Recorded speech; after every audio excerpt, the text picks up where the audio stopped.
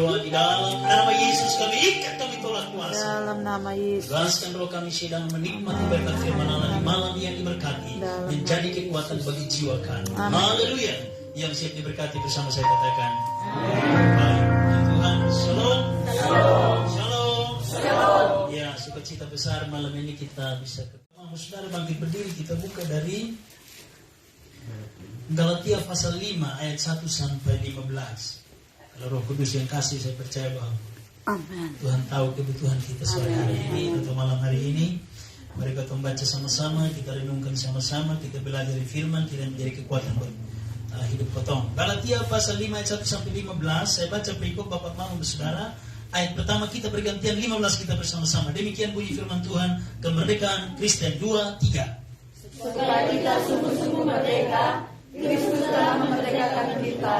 Karena itu berdirilah teguh dan jangan mau lagi dikenakan hukum perhamaan. Sesungguhnya aku Paulus berkata kepadamu, jikalau kamu menyunatkan dirimu, Kristus sama sekali tidak akan berguna bagimu. Sekali lagi aku katakan kepada setiap orang yang menyunatkan dirinya bahwa dia wajib melakukan seluruh hukum Taurat. Kami lepas dari Kristus jikalau kamu mengharapkan kebenaran oleh hukum Taurat. Kamu hidup di luar kasih karunia. Sebab oleh roh dan karena iman kita menantikan kebenaran yang kita harapkan. Sebab bagi orang-orang yang ada dalam Kristus Yesus, hal bersunat atau tidak bersunat tidak mempunyai sesuatu arti, hanya iman yang bekerja oleh kasih. Dahulu kamu berlomba dengan baik. Siapa yang menghalang-halangi kamu sehingga kamu tidak menuruti kebenaran lagi? Ajakan untuk tidak menurutinya lagi bukan datang dari Dia yang memanggil kamu. Sedikit lagi sudah mengkamirkan seluruh adonan. Dalam Tuhan aku yakin tentang kamu bahwa kamu tidak mempunyai penderian lain daripada penderian ini. Tetapi barang siapa yang mengacaukan kamu, ia akan menanggung hukumannya, siapapun juga dia.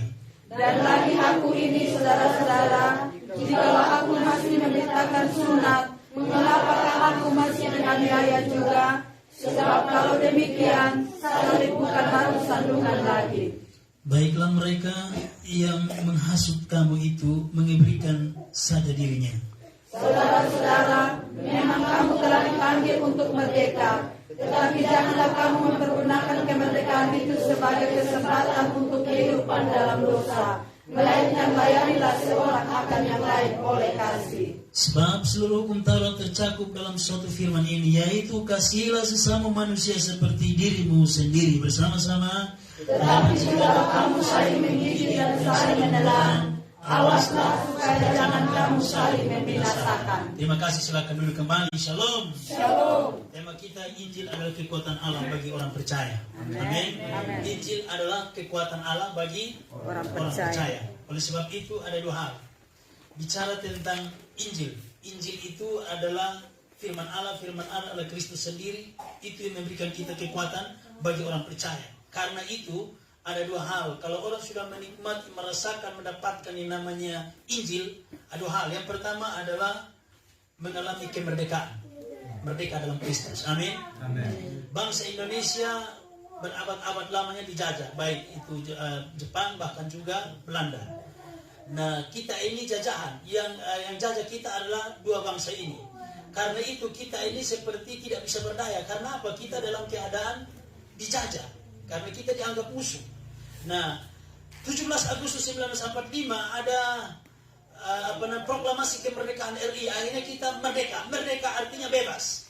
Merdeka artinya berdaulat. Berdaulat artinya bisa urus diri sendiri, atur diri sendiri, tidak dipaksa, tidak ditekan, tidak diatur oleh bangsa lain.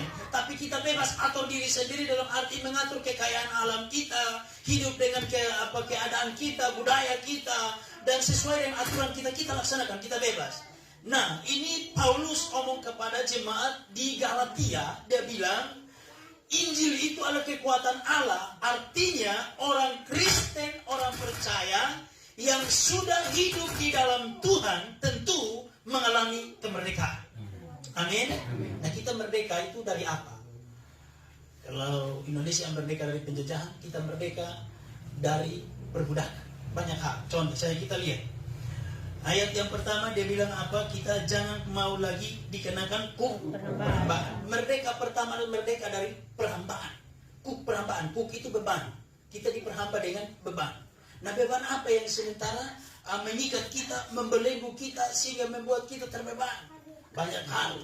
Kalau kita lihat konteks firman Tuhan ini bicara tentang Hagar dan Sarah. Kalau Hagar itu bicara tentang melambangkan kedagingan, anak kedagingan yaitu Ismail, tetapi kalau Sarah anak janji yaitu Ishak, anak yang merdeka. Nah, karena itu konteks firman Tuhannya bicara seperti ini. Nah, kita lihat perhambaan, diperhamba, diperbudak, ditindas. Selama ini beban apa atau dosa apa yang sementara mengikat kita, membelenggu kita, sehingga membuat kita sudah minta ampun dosa, kembali lagi pada hal yang sama. Hari ini minta ampun dosa, sore bikin lagi, sore minta ampun dosa, besok pagi bikin lagi. Itu namanya perbudakan. Seperti orang Israel di Mesir diperbudak, ditindas setiap saat. Nah, kita juga, setiap manusia, sehebat-hebatnya manusia, sekuat-kuatnya manusia, bahkan juga serohani-rohaninya manusia, tentu ada yang namanya kelemahan. Nah, keterbatasan kita kadang-kadang banyak hal. Bisa juga kedagingan kotong, hawa nafsu kotong, memperbudak kotong. Ada yang tukang maki, kalau satu hari tidak maki rasanya mulut seperti tidak enak, asam. Itu kalau dia biasa maki.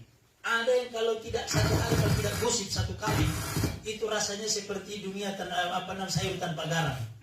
Satu hari pasti dia ingin gosip. Karena itu buat dia merasa bahwa nyaman, bangga dengan dia punya keadaan. Ada yang tangannya lincah sekali. Satu hari kalau tidak pukul anak, itu bukan Maria. Itu setiap hari kalau dia pun tangan naik, dia belum tahu mama toh, bisa tahu mama toh. Artinya dia merasa bangga dengan dia punya keadaan. Bang Kobetan kalau tahu toh, kalau mama marah lu tahu toh. Artinya dia bangga dengan dia punya kehebatan, bisa pukul anak. Jangankan anak, suami saja bisa rugi. Apalagi anak yang kecil. Tapi puji Tuhan, ibu-ibu di sini jangan pukul suami. Haleluya. Nah, ini yang namanya perbudakan. Jadi perbudakan banyak hal. Ada yang kadang-kadang kesombongan. Kesombongan membuat dia berdoa tapi keluar itu pasti dia sombong. Dengan kata-kata, dengan dia pun cara berpakaian. Kadang-kadang pokoknya setiap saat dia harus sombong. Entah sombong dia pun jabatan, sombong dia pun pendidikan, dia pun mata pencarian, dia pun karunia. Apa saja membuat dia kadang-kadang rindu. Pokoknya bukan rindu, tapi ada satu dorongan dari kedagingan hawa nafsu membuat dia tidak sadar tapi suka menekan orang, merendahkan orang untuk bisa membuat dirinya dihormati, dihargai. Itu yang salah. Nah, ini saya tidak tahu betul masing-masing perbudakan apa, diperbudak dengan masalah apa. Nah, karena itu mari kotong lihat kotong diri masing-masing, perbudakan apa yang kotong alami. Mari kotong koreksi kotong pribadi masing-masing. Mungkin ada yang suka pengen mata, ada yang dendam sampai hari ini tidak pernah mengampuni. Itu juga namanya perbudakan. Mengampuni suami, tidak mau mengampuni suami, tidak mau mengampuni istri, tidak mau terima ipar, tidak mau terima dia punya mama hantu, sampai hari ini berkelahi, tidak pernah berdamai. Karena dia merasa bahwa lu puas, biar lu tahu saya datang di beta rumah, lu rasa supaya lu tahu lu belum tahu itu jahat. Rasa bangga dengan kita pun kejahatan, rasa bahwa kita dihormati, dihargai karena kita bisa marah orang, bahkan hadang orang untuk tidak datang ke rumah kita besar. Karena apa? Merasa luar biasa, dihormati, dihargai oleh orang-orang sekitar. Tapi di mata Tuhan sebenarnya kita ini seperti sekam yang hanya ditiup angin saja. Karena apa? Di mata Tuhan itu bukan suatu kebanggaan, tapi sangat kebodohan di mata Tuhan. Oleh karena itu jangan bangga